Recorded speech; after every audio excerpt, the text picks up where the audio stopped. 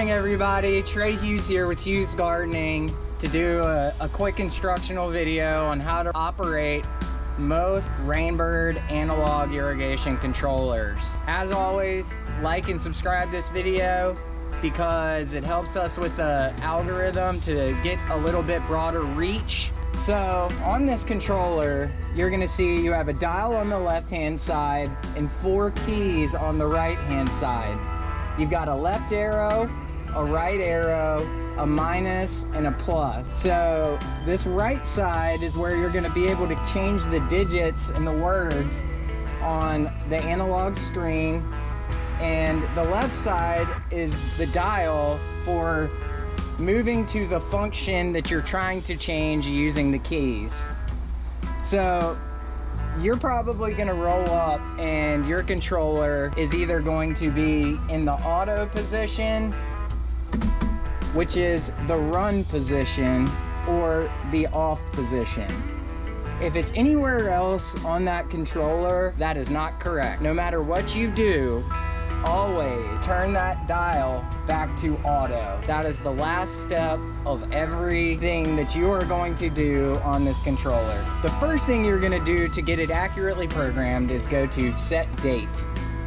And then you're gonna take your phone and see what the date is, unless you're more on point than me and you know it off the top of your head. So today is Saturday, August 14th. So the day currently on this thing says 20th of March, 2015. Now that we say set date, you're gonna see one of those 3 things listed is going to be flashing, and that is the one that you are currently going to change using the keys. And so we want to go to the 14th. So what we're gonna do is we're gonna hit the minus key until that 20 turns into a 14. So boom, I hit it 6 times, and now the day is set correctly to the 14th. Then we need to hit the right arrow button, and now we are on the month. So the month is March, so we need to go to August, so we're gonna hit the plus button until we get to August, which it has gone to August and is currently correct. Then we will hit the right arrow one more time, and now we're on the year. It's on 2015, so we're gonna hit the plus button until we get to 2021. Boom. It's on 21 now, so that is currently correct.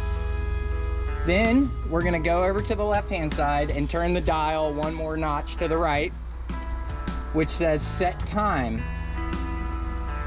Look at my phone, and it is 10:47 a.m. And so what I'm gonna do is I'm going to hit the down arrow until I cross the 12 and go to the 11 and then the 10. And that should in turn change this PM to an AM, and let's see it happen. So I'm gonna go down, boom, it went to the 11 and now it's on AM. So now we've gone to 10. We're gonna hit the right hand arrow one time. That's gonna take us to the minute, and then it is 10:48, so we're gonna hit that plus button 20 times until it is set on 10:48 AM. So that is good. Now we want to turn the dial one more notch to the right, and that will take us to set watering start times. And so you don't have to do this for each individual zone. It doesn't matter how many zones you have on your controller.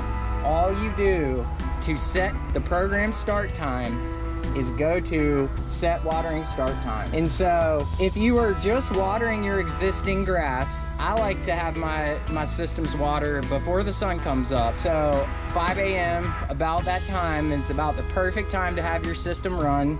So this one is set on 9 a.m. currently. So we're gonna hit the down arrow until it goes to 5 a.m. So now we have first watering start time at 5 a.m. On an existing property, unless you're in a drought, one start time is good for you. But if you're establishing a new lawn or a new landscape in general, you may need to water more frequently. In fact, I know you will, especially in summer. And so what you're gonna do is hit your right arrow one time, and that takes you to second start time. And so this is actually already programmed correctly because this is our shop irrigation. And so we have new plants and pieces of sod out front that need regular water. And so we have a second start time at 12 p.m. And you change that time just like you change the first start time by hitting the plus or minus button. And so if I'm establishing a new lawn, I will usually do, during the on season, I should say, the warm season, I will usually do 3 start time. And so I'll do a 5 a.m., a noon, and then a 4:45 p.m. And so I'll hit the right arrow one more time, and this is set at 3:30 for the third start time, and I will just hit the up button until it goes to 4:45. And so now you have 3 start times on program A. And I'll talk about selecting programs in a second, but for now, we're running program A. And so now that we've got all that programmed, we're gonna go to set station run times, which is the next spot to the right that you can turn the dial. And then that is when you're going to program the length of time that your zones will run. And so we're gonna basically program zones 1 and zones 2. We'll do one kind of mock rotor irrigation zone for turf, which we'll do on zone 1. And then we'll do kind of a mock spray zone for either beds or turf on station 2. And so you might have a ton of stations at your house, but this is just what I'm gonna use to show you the run times that we use here in this area. So for a standard rotor time, I usually put them on for about 25 minutes to 30 minutes per run. And so I'll hit the negative arrow because it was on 1 hour till this goes to 30 minutes. And then when you want to program zone 2, all you do is hit the right arrow and it will take you to zone 2, which currently has 0 minutes on it. And so what I will do for zone 2 is I will hit the plus button until it gets to about 15 minutes, which is what we use for a standard spray zone. And so plus, now we have 15 minutes on zone 2. So every time that it goes to that 5 a.m. start time, it's going to run zone 1 for 30 minutes and zone 2 for 15 minutes, which brings us to the next step, which is watering days. And on this clock, you have a different spot for the dial for Monday, Tuesday, Wednesday, Thursday, Friday, or Friday and Saturday and Sunday. So we'll go to Monday, and on this display, you'll see the days listed up at the top of the screen, and they have a little drop of water.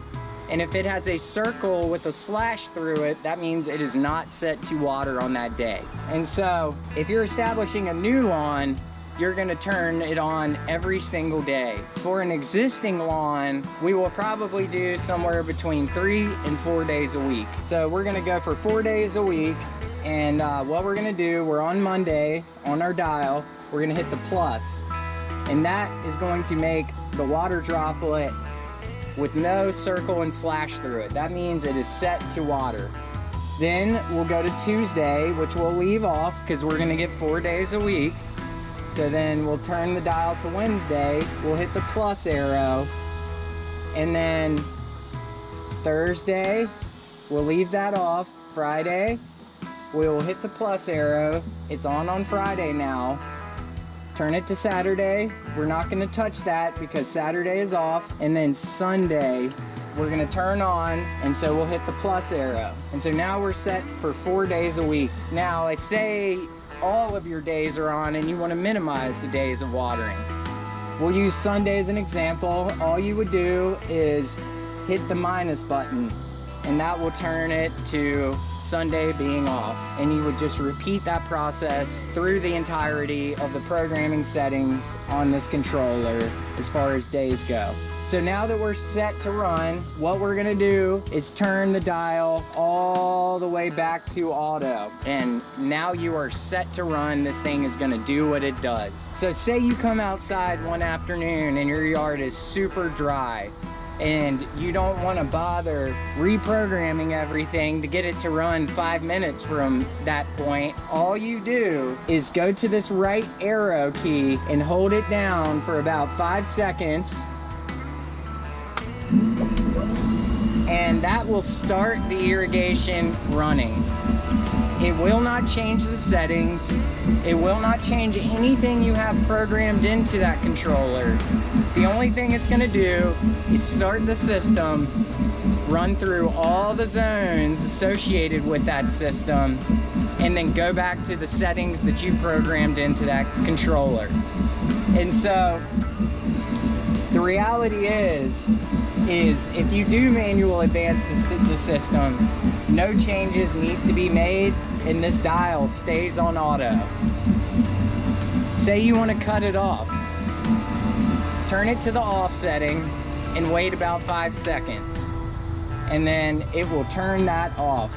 And then you can turn the dial back to auto. Your personal settings will resume. Thanks for watching, everybody. Don't forget to like and subscribe, and I hope this video has helped some of you guys understand how to operate a standard Rainbird analog irrigation controller, which I believe is probably the most common one in this country. Enjoy the rest of your day and stay tuned for more videos. Thanks and bye.